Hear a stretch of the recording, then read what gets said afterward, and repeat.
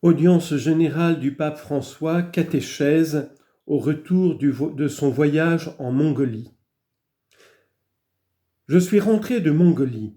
Je voudrais exprimer ma gratitude à tous ceux qui ont accompagné ma visite par leurs prières et renouveler ma reconnaissance aux autorités qui m'ont solennellement accueilli, en particulier au président de la République ainsi qu'à l'ancien président qui m'avait adressé une invitation officielle à visiter le pays.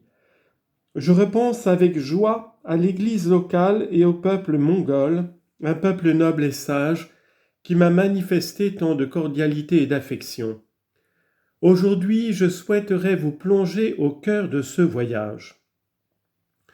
On pourrait se demander pourquoi le pape se rend si loin pour visiter un petit troupeau de fidèles.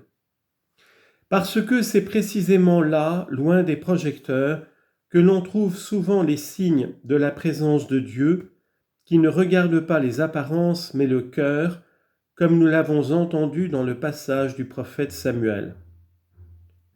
Le Seigneur ne cherche pas le centre de la scène, mais le cœur simple de ceux qui le désirent et l'aiment sans apparence, sans vouloir dominer sur les autres.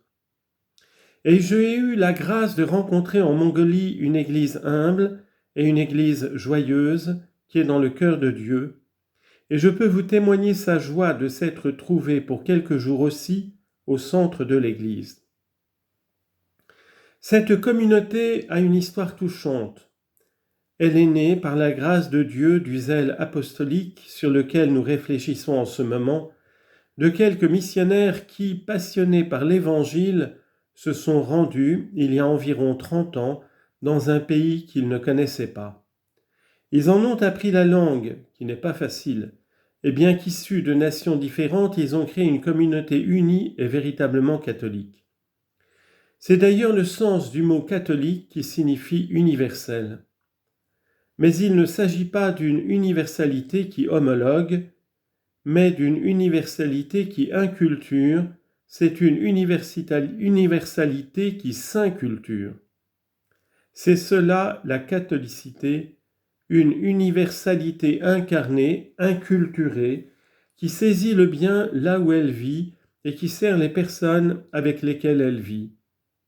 C'est ainsi que vit l'Église, en témoignant de l'amour de Jésus avec douceur, avec la vie plus que les paroles, heureuse de sa vraie richesse, le service du Seigneur et des frères et sœurs. C'est ainsi qu'est née cette jeune Église dans le sillon de la charité, qui est le meilleur témoignage de la foi. À la fin de ma visite, j'ai eu la joie de bénir et d'inaugurer la Maison de la Miséricorde, la première œuvre caritative créée en Mongolie, expression de toutes les composantes de l'Église locale. Une maison qui est à la carte de visite de ces chrétiens, mais qui rappelle, une maison qui est la carte de visite de ces chrétiens, mais qui rappelle aussi à chacune de nos communautés d'être une maison de miséricorde, c'est-à-dire un lieu ouvert et un lieu accueillant, où les misères de chacun peuvent entrer sans vergogne en contact avec la miséricorde de Dieu qui relève et guérit. Mais le témoignage de l'Église mongole avec des missionnaires de différents pays qui se sentent en harmonie avec le peuple, heureux de le servir et de découvrir la beauté qui s'y trouve déjà. Parce que ces missionnaires ne sont pas allés là-bas pour faire du prosélytisme, qui n'est pas évangélique, ils sont allés là-bas pour vivre comme le peuple mongol, pour parler leur langue, la langue de ce peuple, pour prendre les valeurs de ce peuple et prêcher l'Évangile dans le style mongol avec des paroles mongoles. Ils sont allés et se sont inculturés, ils ont pris la culture mongole pour proclamer l'Évangile dans cette culture. J'ai pu découvrir une partie de cette beauté, notamment en faisant la connaissance de certaines personnes, en écoutant leurs histoires, en appréciant leur quête religieuse. En ce sens, je suis reconnaissant pour la rencontre interreligieuse et œcuménique de dimanche passé. La Mongolie a une grande tradition bouddhiste, avec de nombreuses personnes qui en silence vivent leur religiosité de manière sincère et radicale à travers l'altruisme et la lutte contre leurs passions.